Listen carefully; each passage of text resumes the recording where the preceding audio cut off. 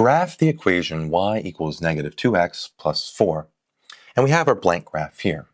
We need to extract the information from our equation here. Our slope, right, it's y equals mx plus b, our form.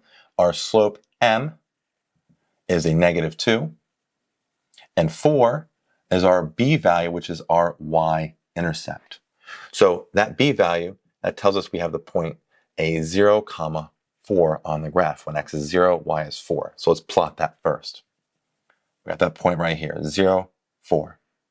Now we have a slope of negative 2, which means it's a negative 2 over 1. We're going to go down 2 units, to the right, positive 1 units.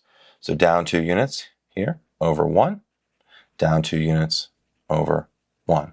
And we can keep going, but 3 points is enough here. 2 points is all you need to make a line. And now we're going to connect it.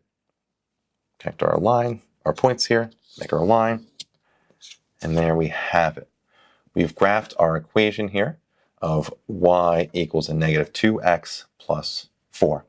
So we graphed the equation, y equals negative 2x plus 4 on our graph.